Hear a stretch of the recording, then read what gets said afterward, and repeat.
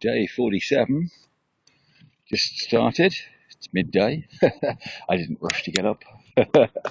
uh, Indications on the KM signs on the side of the road suggest I did 97 kilometres yesterday. The road signs, I know they are road signs, but these other road signs that say how far it is to Santander, they suggest I did 100k, because it's now saying 49. Yesterday when I set off it said 150, so conflicting reports as to distance. There's two train lines again here now, as well as the motorway up there. And there were two train lines up the top last night as well, so somehow those trains presumably get up that hill. I have no idea how. They must have to divert 15 miles off to the left right, presumably to get up there, unless they use hairpins or some other means to get them up there, like one of them slow wind them up the hill techniques, like they use at Brighton. Because the hill last night was constantly between 10 and 15% gradient for 3 miles. 5k. Went on and on and on. Had I been cycling in the opposite direction, climbing it, I don't know. I mean, I presume I'd be cycling at an average of about 1.5 miles an hour going up there, and that's if the dog helped. If the dog didn't help, I'd be even slower. So I'd have been for. I can't believe I got up that in 3 hours. I would have thought all day would have been more realistic. Anyway, finally found somewhere to camp at dusk, as I showed you, and I can't really show you the hill very well behind me because the sun's directly over it now. But it was all the way down from 800 meters to 230. So it was quite a lot of descending, and nowhere to camp because it was going down following the course of a river that went down a gorge, and it was a very steep V-shaped gorge, clearly cut by the river, not a glacier. And it went plunging down the hillside. There were numerous lovely pine trees on the left, but all the opposite side of the ravine, and that was almost vertical. And I don't think anybody goes over there. So today we now have 50 or less k. Here, this marker coming up here says 161. Yesterday we started at 63. So according to this now, I've done 98k since yesterday morning. But I've been cycling for 8-10 minutes now. So the plan today is to cycle up to Santander.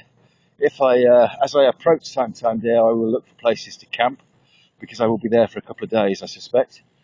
And if there's time, I'll go in, having found somewhere to camp.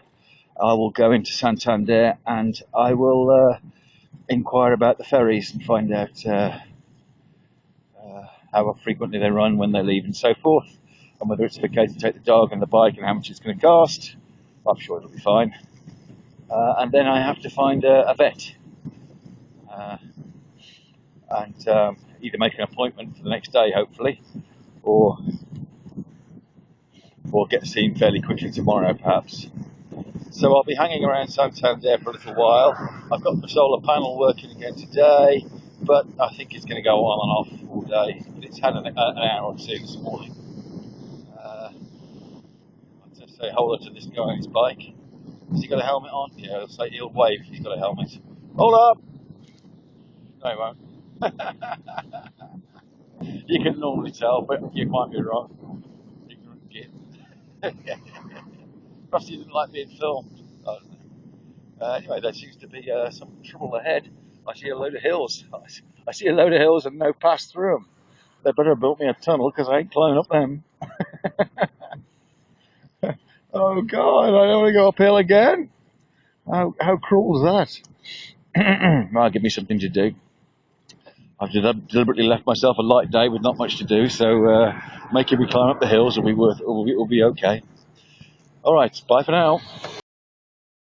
Well, I'm now descending through those hills that I showed you on the last video. I showed me, no one else is probably watching it. And this is a gorge going through it. So I didn't have to hill climb at all really, because we're still technically going downhill. You can see the railway there, and further down still, underneath that railway, because that's a bridge we're looking at, is the river. And this is, oh, there's a train, look. How exciting. It's just gone through tunnel number 25, because it said it's probably going through 26 pretty soon. Yeah, this river has cut a huge valley, V-shaped valley in here. This is confusing because this side, obviously they've cut it away to make the road, but gives you a better idea on the opposite side. And it goes up for, I don't know, 100 metres. How long does it take a river to cut 100 metres? I'm sure there's a certain number of millions of years it takes, or thousands of years. Anyway, we carry on descending. It looks like it's a brutal descent, but it's not now because of the angle of the road on this hill.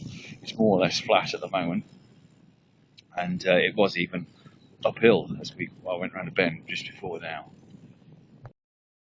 Very beautiful looking bridge we're coming up to. I film it not because of its beauty, but because my GPS made me go round and round in circles, and I've wasted 3/4 of an hour trying to get to this bridge. Because the road is at a high level, higher than the roads beneath it, and it confused both my GPS and me. Anyway, the Viaducto de Buelno has a longitude of 367 metres. I presume that's its length. It's going over our river, the one that's come down the gorge, cut the gorge for me, back up to the right there, to the south, so the sun's in the way. So this is goodbye to the Besaya River, which has served me so well as cutting my path for the road through the gorge, through the mountains.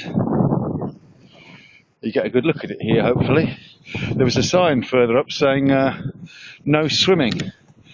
It's like, no kidding, it should say, because the water has left the snow-covered mountains about 6 hours ago to descend down the hill, and it's going at a speed worthy of an Olympic whitewater kayaking competition course, and the sign says no swimming. So I had thoughts of the father with his son saying, now come on Kevin, jump in. You don't have to dive if you're scared, just jump in. It might seem cold at first, but you'll soon warm up, and then you can learn to swim while you're in there. Yeah, I can see a lot of people jumping in. 3, day 47. Just spent 3k climbing what seemed like about 250 to 300 metres. I've just got to the top, and now I've got a warning saying I'm going to be spending the next 3 kilometres going straight back down again. Still, the dog probably quite enjoyed it. He walked for the full 3 kilometres. And we've got more snowy mountains off to the right, look. But I believe I'm going due, well, I'm turning left, beg your pardon. I think I'm going more slightly easterly at the moment, towards Puente Vista or something like that. And then I turn left to go towards the sea. Better put the phone away, it's quite steep, needs 2 hands. Bye for now. Brightest of sunlit days, yet there's the moon. Resplendent. In the background. Well, not making very good progress today. Oh no. 3 o'clock, and I think, well, I haven't managed 10 kilometres an hour so far. I think I've done 29k. No, that's not right. Yeah, that's right, 29k at most. Anyway, I should be able to get some food a little further along. I think I'm going to get to a big place, so I might get a couple of days worth of food there. And I won't even have a chance to scout Santander today, I don't think. I don't quite have the energy to do the last bit to get me all the way in there. So I shall explore Santander tomorrow and get hopefully to within about 10k of it. I think there's still 25k to go, maybe less. We'll see. I have recently moved over to the east. Now I'm going north again, but now I'm on the road from Burgos, which goes. Looking at the map, there's a couple of passes that are just fractionally over 1,000 metres on this road, so it would have been 50 metres higher to come this way, which was a possibility from further back, but I think if anything it might have been just slightly quicker to take the route that I took. It was a little bit more direct. Yep, there you go. 47, 4 quarter to 5, 10 to 5, 5 to 5. Scouting for a camping location. I risked a diversion 100 metres off the main road to find this little dell. It's just supposed to be a sort of stopover for people, I suppose. I don't know what it's for. But if I were to come back here when it gets dark, I don't think anybody's going to come here all night. If they do, as long as it's not a policeman, I'll probably be all right. So I just use these 2 trees here, I suspect. I can't find anything more private than that, but as I say, it'll be private as long as no one comes around this road. And if they do, well, they can wave, can't they? I don't think they will very often. Okay, we'll go and explore a little bit closer in case there's something better, but otherwise this is a fallback, I suspect. Bye.